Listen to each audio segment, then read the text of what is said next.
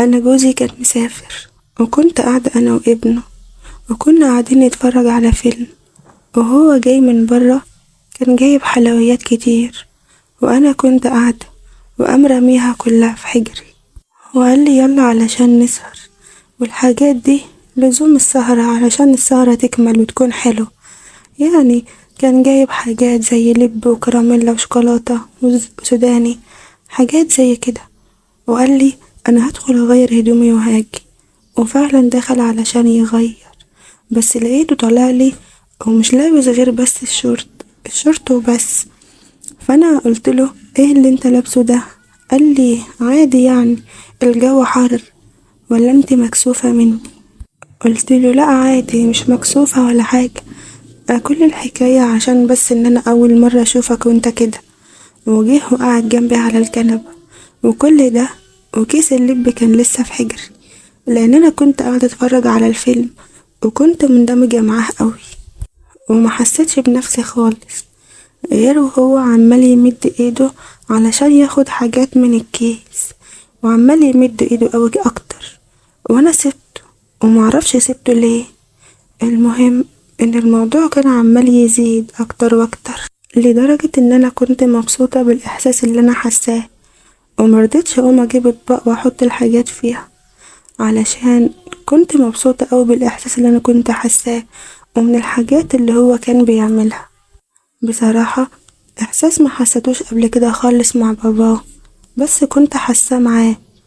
المهم ان الموضوع اتطور قوي، لدرجة واحنا كنا قاعدين بنتفرج على الفيلم، جت لقطة رومانسية قوي في الفيلم، وبقينا احنا الاتنين قاعدين بنبص لبعض. طبعا مفيش حد، والدنيا ضلمة، ومفيش الا انا وهو بس. انا كنت مضلمة الشقة كلها، وكنا قاعدين بس على نور التلفزيون.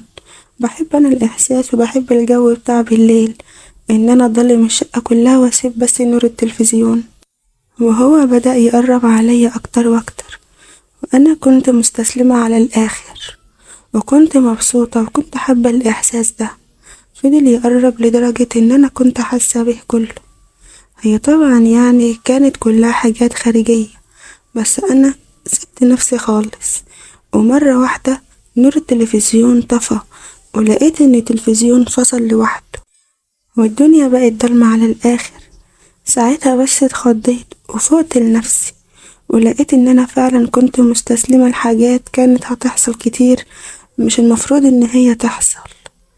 المهم زقيته بعيد عني، وقلت له ما ينفعش ان ده هيحصل، وجيت علشان اقوم لقيته مسكني من ايدي، وقال لي مالك في ايه؟ قلت له لا مفيش، انا بس اشوف الكهرباء فصلت ليه. وقمت منورة كشاف الموبايل بتاعي، وجريت على اوضتي بسرعة وقفلت عليا بالمفتاح، لان انا عارفة لو كنت قعدت او كنت يعني رجعت تاني كان ممكن يحصل حاجات كتير ما ينفعش ان هي تحصل.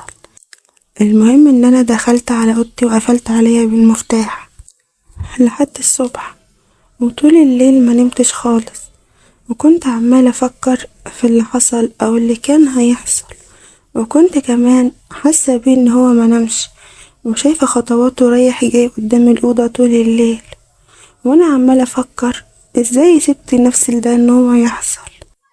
المهم ان انا فضلت كام يوم متجنبة خالص، يدوب اعمل الاكل وادخل على اوضتي، وحاولت ان انا ما اتكلمش معاه ولا اختلي بيه في مكان واحد. لحد بعدها بكام يوم باباه جه من السفر، وجه هلكان من التعب، وكان عايز ان هو يطمن عليا وعلى ابنه، وبيقول لي مالك حاسس ان فيكي حاجة؟ قلت له لا ما فيش عادي يعني. لقيته بيقول لي بس انا عندي ليكي خبر حلو، احنا هنطلع احنا التلاتة مصيف. وقلت له هو يعني لازم ابنك يطلع معانا؟ قال لي ايوه، امال يعني هنسيبه لمين؟ قال لي واحد صاحبي يا ستي عنده شاليه، وعزم عليا ان احنا نطلع يعني نغير جو كده كام يوم، وانا وافقت واخدت منه المفتاح، وهنسافر من بكرة، وحضري الشنط بقى علشان هنمشي من بدري. قلت له تمام، وفعلا حضرت الشنط وخلصت كل حاجة وسافرنا، وفعلا ابنه سافر معانا ورحنا. والشاليه ده كان في قرية، والقرية ده وقتها ما كانتش زحمة، يعني يعتبر كانت فاضية لأنه ما كانش موسم وكده. ولما روحنا اتفاجئت ان الشاليه ده اوضه وصاله. قلت له طب احنا كده هننام ازاي وابنك هينام فين؟ قال لي يا ست ده زي اخوكي متقلقيش منه، ما احنا هناك في البيت بننام برضو مع بعض. قلت له ماشي بس هناك الشقة واسعة وهو ليه أوضة لوحده، لكن احنا هنا هننام ازاي؟ قال لي ما تشغليش بالك، انا قلتلك هو زي اخوك الصغير، وبعدين يعني ده مصيف وكله عادي يعني بينام مع بعض. بصيت له كده وانا مستغربة ان ازاي هو ما بيغيرش عليا، ان هو ازاي بيخاف على ابنه بالطريقة دي ومش خايف عليا. المهم لقيته بيقول لي انا هنزل كده اجيب اكل وشوية حاجات عقبال ما انت تفضي الشنط. وانا فعلا بدأت ان انا انضف الشاليه وافضي الهدوم من الشنط، بس ابنه ما كانش سايبني في حالي خالص، ولقيته جاي يقول لي انا اسف، انا معرفش ازاي عملت كده ومعرفتش ان انا امسك نفسي خالص، بس انا بحبك وما اعتبرتكيش ان انت مرات ابويا فما تزعليش مني. فانا قلت له اللي حصل ده اعتبره ما حصلش وانساه لانه ما ينفعش، وانا زي ما انت قلت مرات باباك وانسى الحب ده خالص. وبعدها لقيته بيسألني وبيقول لي انت جبتي مايو؟ قلت له لا. قال لي طب انا جبتلك واحد من غير ما انت تعرفي، نزلت واشتريت لك واحد. قلت له ازاي؟ ولقيته مطلعهولي مايو قطعتين. قلت له بس انا معرفش البس ده. قال لي بابايا وصاني ان انا انزل اشتري لك حاجه على ذوقي وحاجه يعني تكون متدلعه على الاخر فجبتلك ده. بصيت له وقلت له بس انا مش هعرف البسه. وبعدها لقيت باباه جه وبيقول له ايه ده انت حرقت المفاجأة، ايه رأيك؟ قلت له بس انا معرفش البس ده ما انت عارف. قال لي بقولك ايه ده مصيف ما تبقيش مقفلة بقى، وبعدين انا بحب اشوفك بالحاجات دي.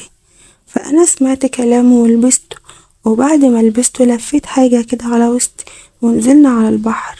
ولقيته بيقول لي بقولك ايه شيلي بقى البتاع ده وخليكي كده متبقيش مقفلة وانزلي يلا، انا مش هنزل معاك وانت عارفة ان انا ماليش في العوم والكلام ده، احمد ابني هيعلمك العوم. قلت له بس انت هتسيبني كده، انا مكسوفة وانا لابسة اللبس ده. قال لي يعني انت شايفة الشط مليان، ما هو مفيش غيرنا، ويلا نزلي مع احمد هو هيعلمك تعومي ازاي. وفعلا نزلنا البحر، وانا ما بعرفش ان انا اعوم وما كنتش عارفة ان انا اتصرف. واحنا كنا دخلنا جوه البحر فلقيته بيقولي ما تخافيش ما تخافيش طول ما انا معاك. وفعلا دخلنا لجوه خالص لدرجة ان هو كان على الشط ممكن ما يشوفناش، وكل ما موجة تيجي وتخبط فيا تزقنا عليه وتقربني منه اكتر واكتر. مع اللبس اللي انا كنت لابساه والمية حسيت ان الاحساس اختلف خالص، وحسيت ان انا خلاص يعني جسمي ما عادش مستحمل خالص، وان انا كل حاجة فيا اتحركت. وفضلت معاه فترة وكنت مستحلية الاحساس اللي انا كنت حاساه، وكنت حاسة بكل حاجة تحت المية، وفضلت مستمتعة ومبسوطة. والتاني مرة فقت وقلت له انا عايزة اطلع، ما ينفعش كده انا لازم اطلع. وفعلا طلعت من المية وجريت على الأوضة، ولقيت جوزي بيسألني في ايه. قلت له لا مفيش انا تعبانة ومحتاجة ان انا اطلع واغير. قال لي خلاص ماشي. وفعلا طلعت على الشاليه ولقيتهم جم هما الاتنين ورايا، ولقيت جوزي بيقول شكلكم كده انتوا الاتنين تعبانين وانا هطلع اجيب الغدا عبال ما تغيروا هدومكم انتوا الاتنين. وفعلا سابنا ونزل. انا جوزي ده معرفش بيفكر ازاي ولا في دماغه ايه، وازاي ما بيغيرش عليا خالص وما بيفكرش فيا خالص. وفعلا سابنا ونزل، وما كانش اللي فيه حد الا ابن جوزي، وانا لسه ما كنتش غيرت. ولقيته جه شدني من ايدي وبيقول لي مالك في ايه؟ قلت له بقول لك ايه لو سمحت سيب ايدي وما ينفعش كده، دلوقتي هتلاقي باباك داخل علينا. قال لي بابا دلوقتي هيروح يقعد على القهوة ويشيش براحته، وعلى بال ما يجيب الغدا لسه قدامه كتير. قال لي انا عارف نظامه. ولحد دلوقتي اللي انا كنت بكلمه فيه كان الاحساس اللي معايا في البحر ما راحش مني لسه، كنت حاسه نفس الاحساس. بس ساعتها ما قدرتش خالص بقى ان انا اتمالك نفسي خالص، وسبت نفسي ورحت معاه لحد السرير وسبت نفسي خالص. ما كنتش قادرة ان انا اتكلم ولا قادرة اقاوم ولا قادرة ان انا اعمل اي حاجة خالص. المهم ان انا سبت نفسي. وبعد ما حصل اللي حصل كانت الصدمة بالنسبة لي. هو حسيت ان الموضوع حلو، في اوله كان حلو، وان انا مع حد بحبه بيحبني، مش مع راجل كبير ماشي يعني بالحبوب والحاجات دي. المهم ان هو في نص الموضوع ما كانش بيتحرك خالص مرة واحدة، واهز فيه واحرك فيه ما بيتحركش خالص. ساعتها اتخضيت جامد وزقيته وحاولت ان انا اصحي فيه واهز فيه، لكن برضه لقيت ان هو ما بيتحركش. قمت بسرعة زي المجنونة ولبست هدومي وغطيته ولبسته هو كمان هدومه، واتصلت على باباه علشان يجي يشوف فيه ايه ويلحقه. وفعلا باباه جه بسرعة، وكان جايب الدكتور معاه وهو جاي. وانا كنت خايفة، مش عارفة ممكن يقولوا ايه ولا يسألوا انتوا كنتوا بتعملوا ايه. المهم ان انا كنت مخضوضة وخايفة. والدكتور قال ان هو توفى علشان كان عنده القلب ومنفعش ان هو يمارس حاجة زي دي. لكن انا باباه ما كانش قايل لي حاجة وما كنتش اعرف حاجة من دي خالص.